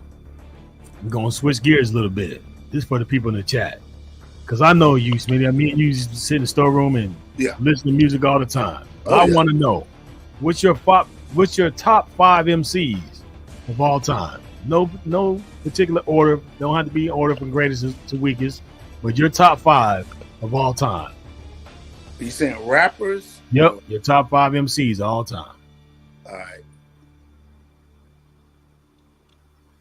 You can go old school too if you want. Yeah, I'm definitely gonna go old school with you. All right. You know that. Number 1, DMX. Okay.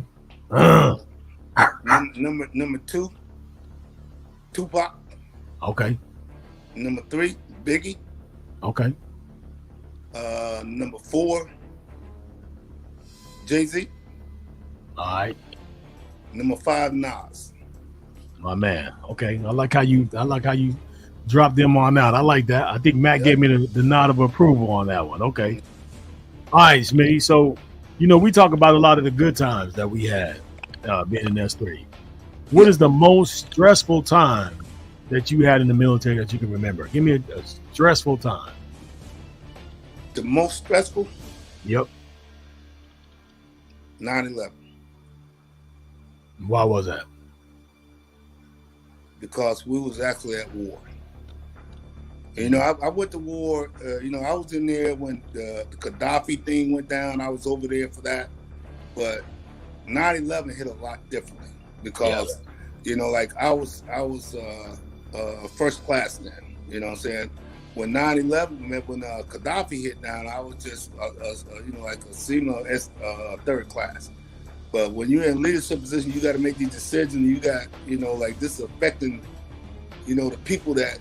You got to have answers, when people coming to you. So I think the most stressful was dealing with 9/11 and just making sure that I kept everybody informed and try to keep them calm and try to keep them, focus on what we got to do out here. Yeah. Okay. I think that's been my most trying time in my military career. All right. Yeah. People tell you stuff all the time. People give you good advice, bad advice, some advice that you ain't even gonna listen to. Right. What would you say? Not even just in the military. Right. What is the best advice that someone has ever given you? Always be me. Always be me. Don't let nobody change you. If you or focus on what you need to do, and you know what you want to do. Don't let nobody change you. Don't be a follower. Be a leader. You know what I mean? There you go. So don't just don't go with the popular group. You know what I'm saying? You know, stay to your conviction. You know, stay strong to your convictions. My man. Yeah. All right, here we go. I used to just put this down to 2, but I recently have changed this question to 3 because I think it can go that way. Okay. Loyalty, respect, or love. Which one means the most to you? Now, loyalty, respect, and love. Loyalty, respect, and love. Yep. If you could just take one and ride with that. Loyalty. Why you say? Because you got loyalty, you're going to have love, you're going to have respect. You see what I'm saying? Loyalty is you know, it's just like it's right here. If you're loyal to a person, that means you got their trust. That means that they understand you. You know what I'm saying? That's loyalty. You know, like that's just like integrity. You know, it goes hands in hand with integrity, right? Mm-hmm. Okay, and with me, I'm thinking loyalty. It's just like right here. If you're loyal, and I know I'm loyal to you, I'm not gonna lie to you. I'm not gonna mislead you or anything. I could love you and still mislead you. Yeah. You see what I'm saying? I like that. You know, I can respect you, but I ain't got to love you. You see what I'm saying? I see how you broke feel that. me? Yeah, I like that. But if you got that loyalty is deep. That's something that runs deep. You know what I'm saying? Okay. And you know, so if you got loyalty for a person, that's just like I got loyalty for you, and I got loyalty for like, hey man, you can call me any day of the week. You know what I'm saying? Yeah. And if I'm here, that's loyalty. I'm talking. This has been 20-some years ago, and we still in contact. That's loyalty. There you go. Yeah. I like how you broke that down. All right, here we go. What would today's Smitty say to 17-year-old Smitty, knowing what you know now?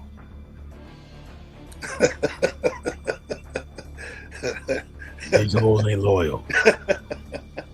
They keep it that wide. Yeah. What would today's Smitty tell 17-year-old Smitty? Get it right. Get it right. Get it right. Get it right. You know what I'm saying? Because you know, like a 17-year-old Smitty was off the chain, man. Yes, sir. He was off the chain, man. So honestly, I probably, I just tell him to get it right. Get it right. What I'm saying? 'Cause I'm not gonna change the path that he's got to take, right? Because his path is gonna lead him to greater places, right? But if I was like me being where I'm at now, and I'm talking to myself, all I can tell him is just get it right. Get it you know right. what I'm saying? And hopefully that'll make sense in the long run. So if he looks back on it 10 years from then, you know what I'm saying? He said, Smitty told me to get it right, and I got it. You know what I'm saying? Just get it right. You know, just get it right. Because you're going to make mistakes. Just okay, here, right. Here we go. All right, so there's a lot of things that's going on, man, and people have emotional breakdowns, and the suicidal thing is big, and depression and anxiety and stuff is big. Has there ever been a day when you weren't good? And if so, how did you push through it? You saw as far as was there ever then, when you get into a dark funk, man, has there ever been a day where you really just looked at it and you weren't good? You knew you weren't good. I think we all have low points in life, you know what I'm saying? But as far as suicidal, I've never even thought about that. Gotcha. You know what I'm saying? I've been in low points in my life where I try to figure out, I said, why me? I said, I'm trying to do everything right, but I said, shit, man, I'm still coming up short. You know what I'm saying? Mm-hmm. But I think that what life pushes you through. You have challenges in life. You know what I'm saying, that you just got to overcome, and you got to be able to know the resources that you can reach out to. Sometimes you can't do it by yourself. And like I said, I had great mentors, I had great friends, and sometimes you just got to reach out, man. You can't, if you feel like you're overwhelmed, reach out to somebody. That's what I always tell people. And that's what I did. Gotcha. You know what I'm saying? I always reached out, you know what I'm saying? Because, I never, contemplated suicide. I never did that. I never did, because I love life. I love me. There you go. Okay. Now this is going to be a good one, Smitty, because you got some people in the chat. Yeah. So I had to give you a hard one. Yeah. Now you've been a chief. You done led all of us crazy guys, all of us that you see in the chat. Yeah. You only could take 3. With your top 3 SHs of all time, who would they be? Yeah, I'm gonna put you in the hot seat, big dog. Oh man. Yeah, they in here. And there's more than 3 of us, so somebody gonna be like looking at you like, for real, Smitty. But come on. Yeah. Your top 3 of all time. Top 3 of all time. We still gonna love you, man. We ain't gonna give up on it, because we want to know. Yeah. Top 3. Are we talking Stennis? All time. Top 3 SHs. I'm not even Stennis. Top 3 of all time. Yep. Top 3. Top 3. Yep. Yeah, that's hot right there, big dog. I told you I was gonna get it to you. That's hot. You gonna go on the ship and tell everybody how this H thing supposed to run, and you only can take 3 of us. Who are? I said us. Look, I put myself out. I'm gonna take 3. Get it right. Hey, you see Big J say get it right. I'm gonna take 3, right? Yep. I'm thinking SH all time. Yep. All right, my first pick, Big J. There you go. Big J. Because Big J is gonna be my enforcer. You know what I'm saying? Yeah. He's got a heart, but he's got a big heart. Yeah, everybody respects Big J. Yeah. So he's kind of intimidating. You know what I'm saying? Man, top 3. Come on, Smitty. Got it. Yeah. Hey, Chief. Yeah, well, they said, come on, Chief, make a decision now. Yeah. Because I'll tell you, all my top 3 will come off the standards. You already know that. You know what I'm saying? Then I got to break that monotony, right? Yeah. I got to break the monotony. So I need some understanding, right? And I need some entrepreneurship. Yeah. I need somebody who can relate on several different levels. So it have to be Scott Blake. Okay. Number 2. All right. And number 3, now I need somebody who ain't exactly there. You still there. He ain't exactly there. You know what I'm saying? Yeah. But you know what? He got a good heart. You know what I'm saying? Yeah. And he's loyal. Okay. Loyalty is going to be the biggest key, and I think that would be Jackson. Okay. Top. All right. All right, I got you. All right, Big J, Blake, and Jack. All right, I see it. I see what you did there. Yeah, I just try to get it done. Yeah. I know that's a hard one, but I that's had to hard, keep it. man. Because I know. I ain't leaving nobody. I started to say me. Yeah. Straight up. All man, right. Cause, I ain't trying to put nobody out there. Cause I love all you guys the same, man. You know what I'm saying? Here we go, Smitty. We're gonna do it. We're gonna do this one. We're gonna do this one too, because you old school like me. Yeah. But now that you done been around, I need to know. We need to know. Sports time coming back up. Right. In your mind, who's the GOAT? Is it Michael Jordan or is it LeBron James? The absolute GOAT. The absolute GOAT. Michael Jordan. Okay. Michael Jordan. Michael Jordan all day. All right. All day? All day. All day. Okay. All day.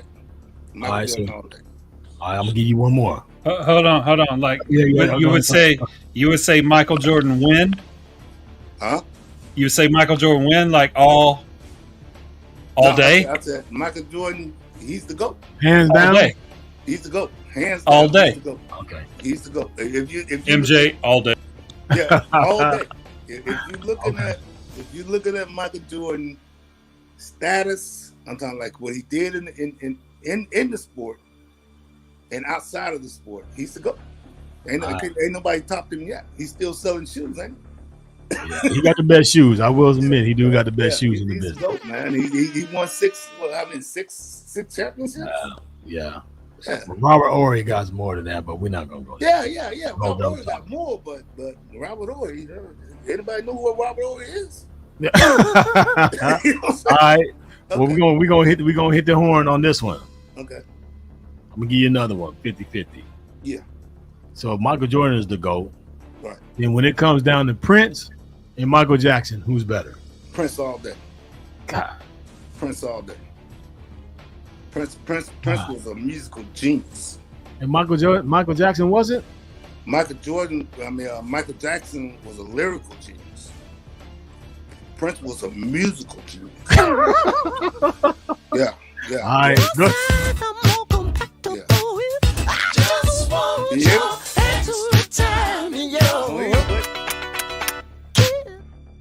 Okay. All right, I got it. All right, last one, Smitty. You're gonna be out the hot seat.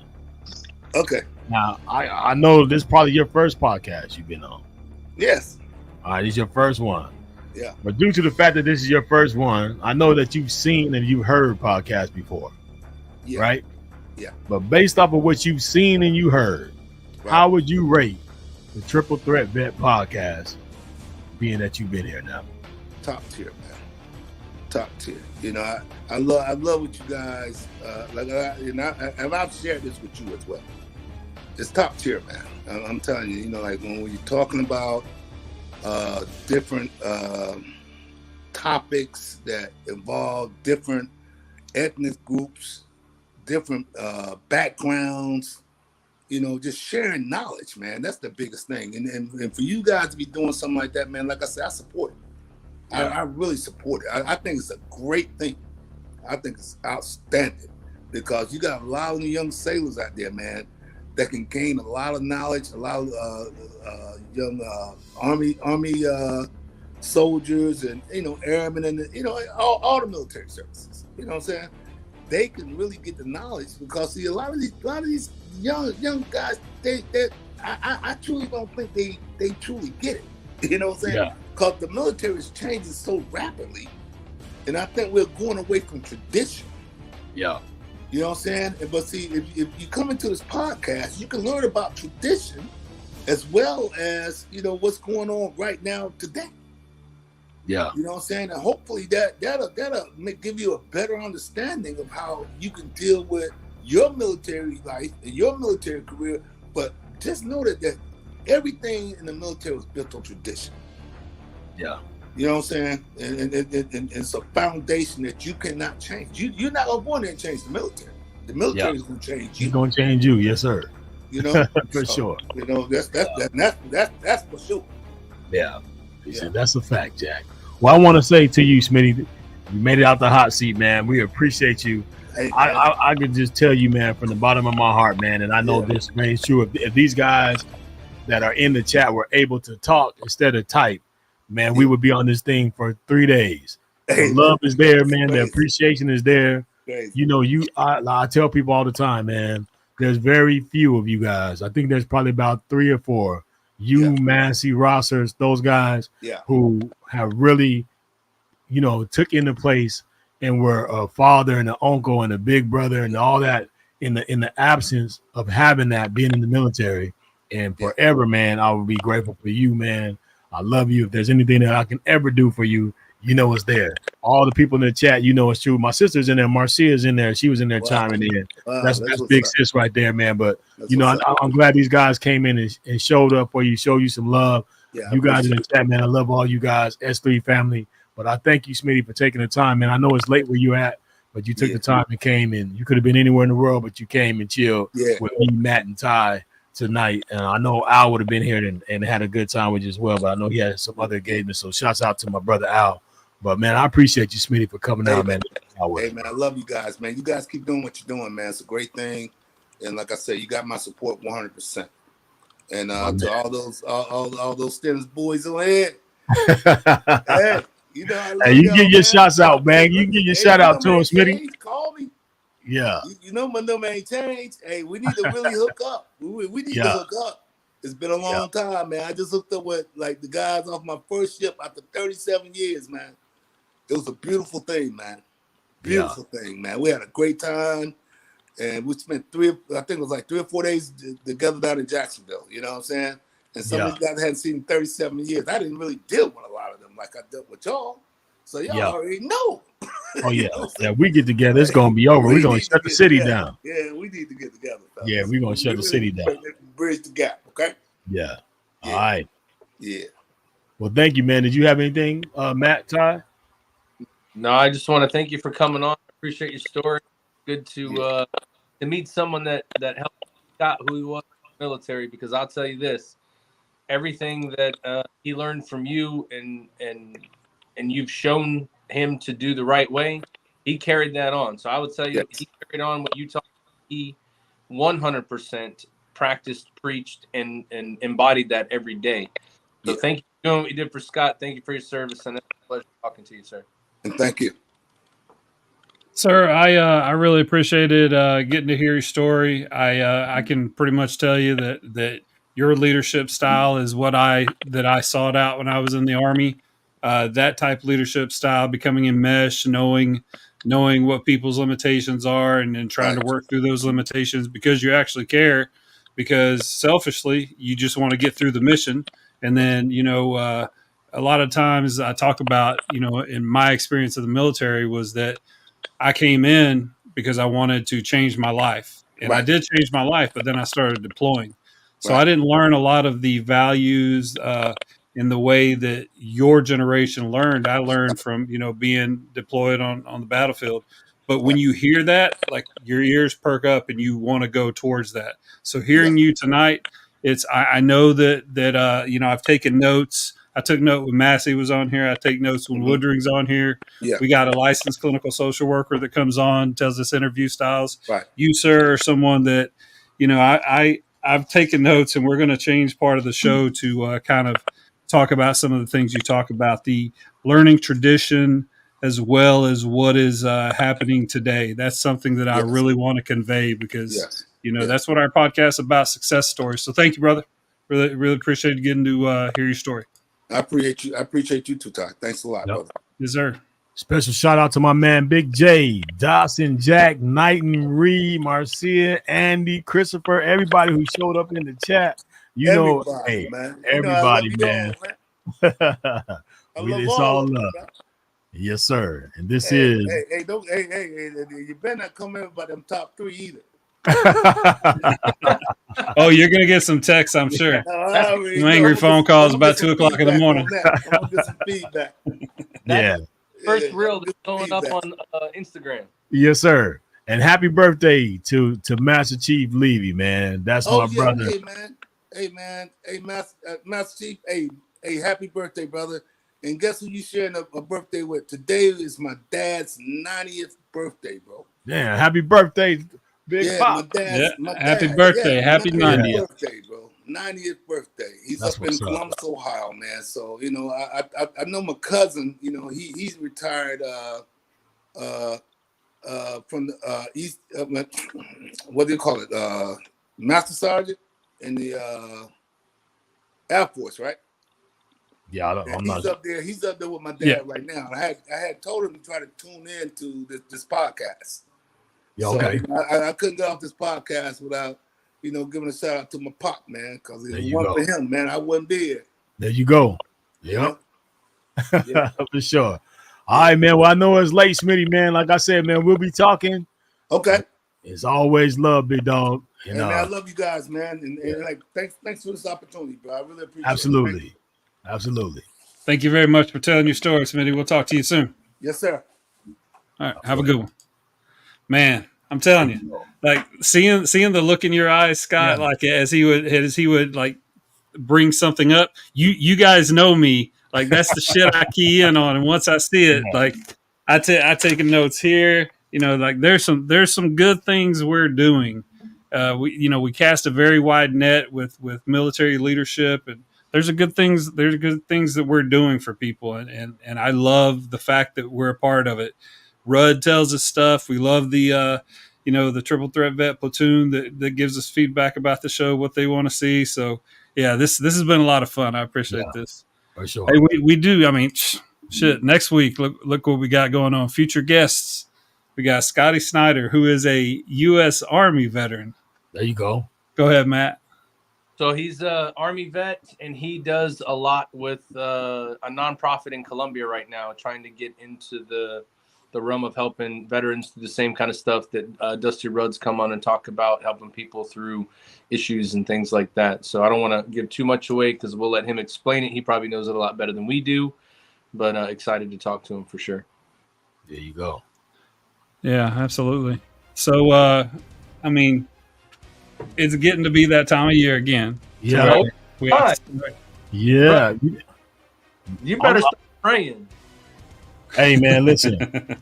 I didn't even know. I was under the impression that Colorado was playing on Saturday. I don't know how I missed it, but you know what? I'm doing the daddy thing by myself, man. My wife's out of town, so I'm doing football here, and there's I'm moving parts everywhere, man. I got chicken in the oven right now, but I didn't know that CU was playing today, bro. So they're holding on by the hair of Deion Sanders, chinny chin chin, but we're going to see what happens. I think they're going to come out hot wings. Yeah, absolutely. So, as always, we want to mention Operation Warrior Wishes. We continue to donate tickets every now and then to Operation Warrior Wishes, and the feedback that we receive back is that families are getting to see the Houston Astros play some baseball. So www.warriorwishes.org. If you want to nominate someone to receive some tickets in whatever city you're in, they'll try to facilitate it. They did the 32 stadiums in 17 weeks. It was a logistical nightmare. I'm sure Smitty could have helped them with that logistics of that, but doing a lot of great things. Here's something that I've mentioned on the program, but I don't really know if the guys paid attention. So the podcast has a fantasy football league. So I'm going to be we'll be talking about the lineup every week, and we'll see what the wins and loss goes. So have y'all played fantasy football before? Yeah. So okay. Sorry I didn't let you in on the draft, but I'm hiring y'all as my offensive and defensive coordinator. I am, of course, the Jerry Jones. I am the owner and the general manager, but we'll let Al be the linebackers coach or something. You're there, Ty. I mean, we should just go ahead. We have time. We should just go ahead and post that on all of our social media. We should just go ahead and do a fantasy football league, dude. Hey, I'll set one up if you want me to. That sounds good. I'll set one up tomorrow. All right, let's do it. Reach out, and if you're on here now, you're kind of getting it pretty early. But if you see it on social and you want to be in, you already know there's only so many teams. 4 teams are taken, and then we'll have the rest that are in there. But if you're the first ones to roger up, we'll get you in there. All right, let's do it. Yeah. So, but in this league right here, I want to be sure and talk some deliberate shit. The people that are in this league are from Fort Polk. They're some of my Army buddies. So a lot that you described, kind of with the atmosphere that was, in the what'd you call it, the NEC rating where you work in the shops and whatnot, and then what you had on the boats and everything. That's the type of feel we had at Fort Polk when I worked for a guy named Rob Dawson. Excellent leader, signal guy. He was the G6 NCOIC before I was, I guess, when he left. Excellent leader, but I absolutely want to kick the shit out of him this week in fantasy football. His team is called Dak to the Future. He's one of those Dallas Cowboys fans. Oh my gosh. So for the longest time, my team in this league I played in for many years was called the Tomball Fire Tornadoes. So as per usual this year, the team will carry on our legacy of this absolutely above average. I won't say we've ever won the league, but we finished second a lot. But I can tell you this: I don't really guarantee victory a lot, but I'm going to go ahead and guarantee a victory against Dawson. And if not, he can name a bottle within reason. I'm a baller on a budget. He can name a bottle for the price, so that's a guaranteed victory. I hope you're watching, Rob. Yeah, Dawson. Cowboys fan, whatever. I've invited them on. Everybody in the league, I've invited them on the podcast to come talk some shit. So if we get some people in the comments that want to start talking shit, then I'm all about it. I think it can be fun. These are some hilarious dudes. So anyway, let's get to our picks. All right. All right. So as you know, last year, I don't know if you can see that very well. Let me fix this real quick. As you know, last year, Al's team was Georgia, Matt's was Texas A&M, Scott was Colorado, mine was Kentucky.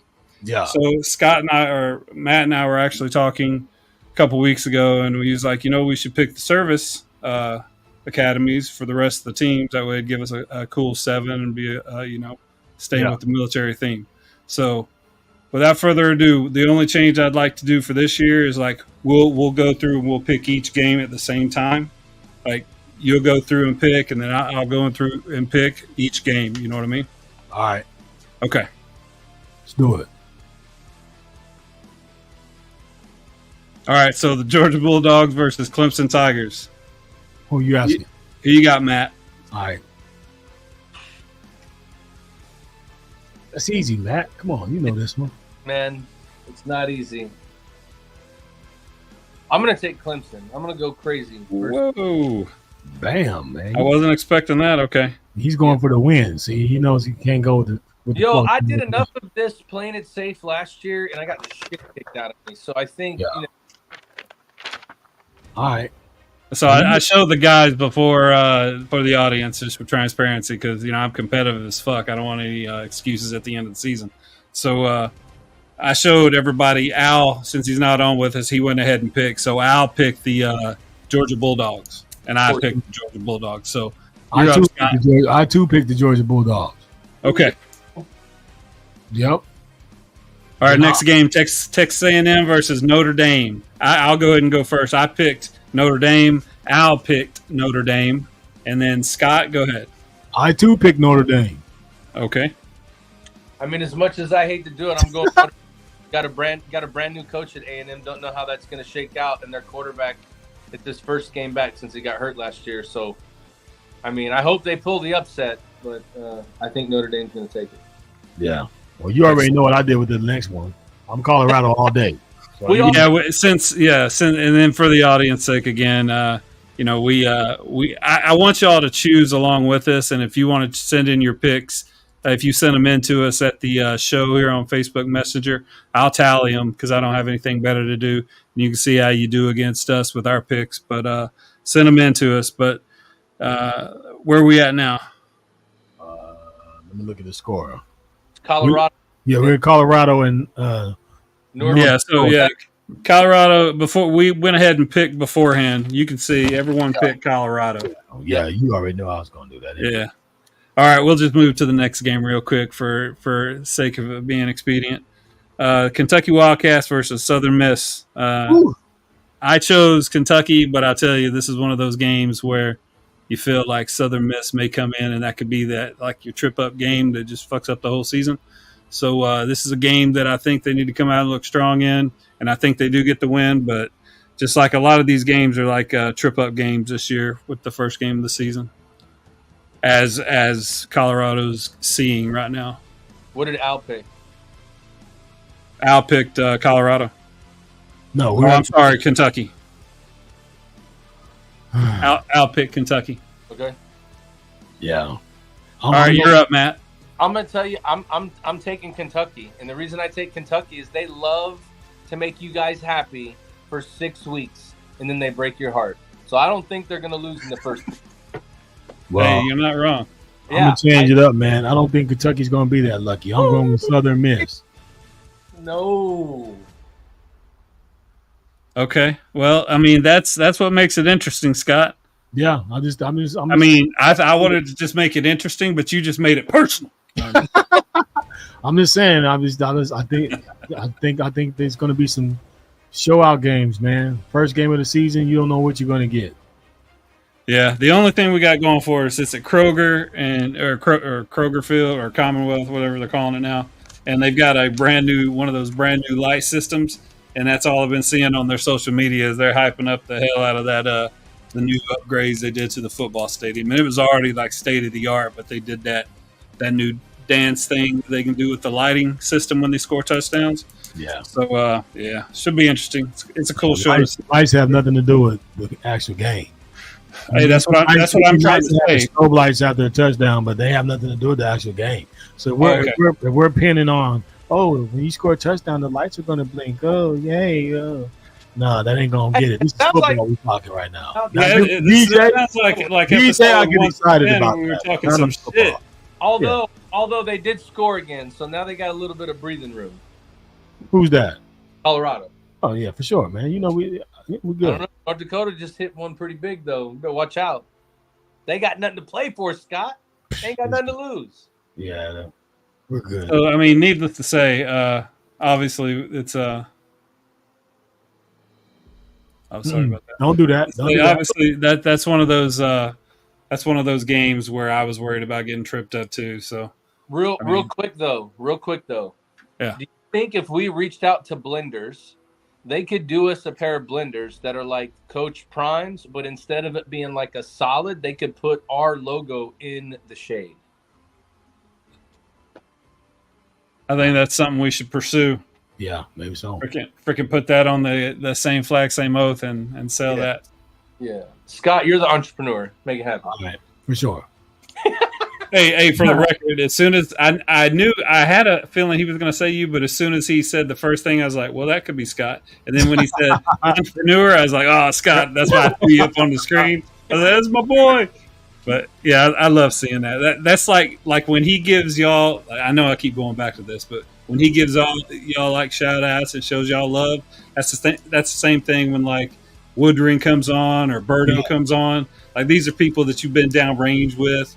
You know, you got a certain bond, man. That's just cool shit.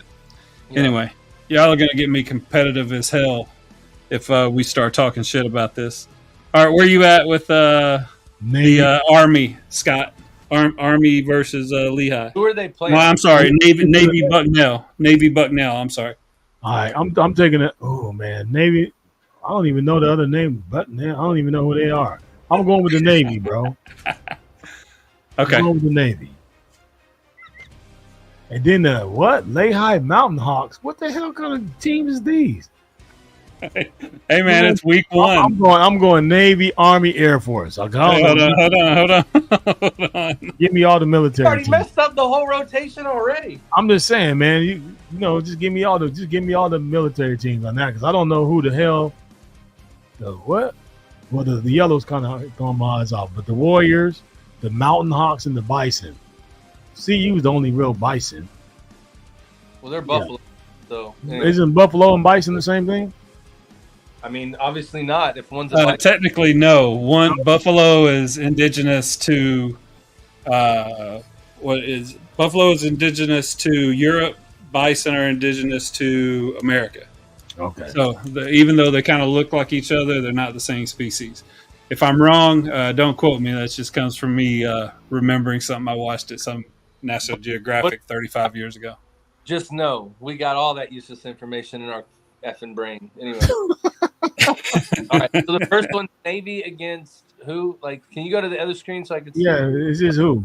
Navy versus Bucknell. Okay. Bucknell Bison, bro. You can't even. Don't do it, Matt. Who's it going to be? It's Navy's going to win that one. Okay.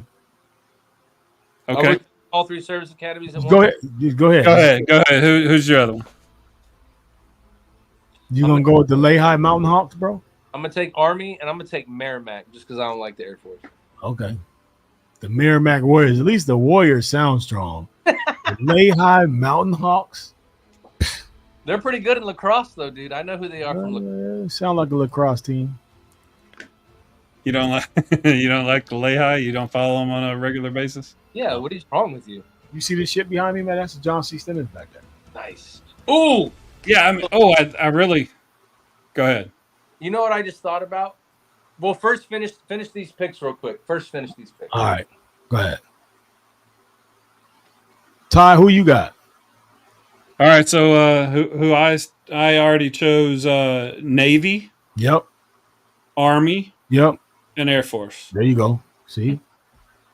Right. Easy day. What did Al pick? Al picked Navy. Army, and Air Force. Okay. Well, we And all I've got them all right here. I actually showed this to you. Promise I'm not lying. But I am competitive, so you may want to go back and watch the tape. We have 7 games so that we can have an uneven number, right? But I think that we need to add one in every week just as a GP game. And it doesn't count towards the record, but we can game in because I just thought about this as we're sitting here. We got to show some love to our man BJ, who is playing college football this year.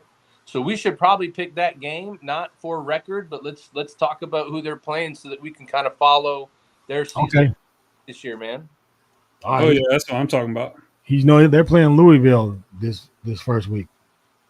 That'd be a hard hitting game, and obviously it's going to be up in Louisville, right? They're not going to play them down in Clarksville. Yeah, they're in Louisville. Let me see. Yeah. How much do I like Willis? That's Willis's team, Louisville. Yeah. That's a good idea, Matt. I'll make sure I put Austin P on there every week, and we'll start the show next week with BJ's video I made for him. I found it when I was going through files. Nice. Let's see here. So since we're not picking this one for any other reason but just to pick it and it doesn't count, we don't need to work. So sorry, we didn't bring this up for you before. What you thinking, man? What are you thinking about?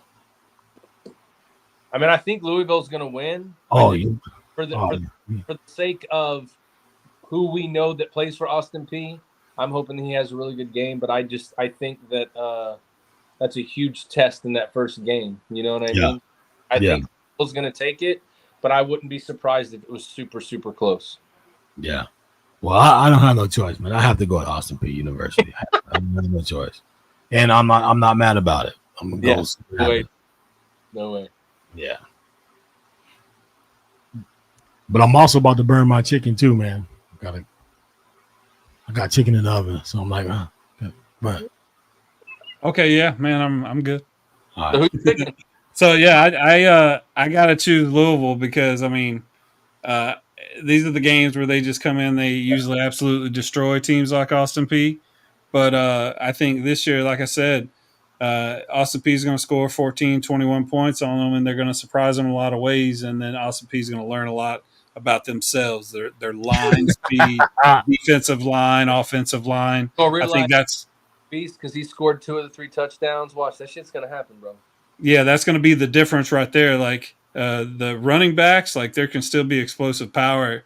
Like I've seen BJ's highlight film, and so I know that that's possible, but the linemen are just different. So that's what I think overcomes. Yeah. So unfortunately I picked Louisville. I don't like picking Louisville either. It's all good. It's all good. Uh-oh. What? Yeah.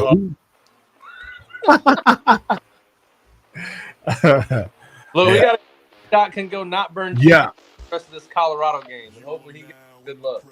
Yeah, hopefully, man. Well, hey, again, shout out to my man Smitty. Shout out to all the John C. Stennis crew that tapped in today in the chat. Thanks to you that listen. Thanks to you guys that follow us, subscribe to us, and come back every week. We appreciate you. I'm DJ Royal T, man. This is the Triple Threat Bet Podcast. I'm going to bring my man Matt J in for last words.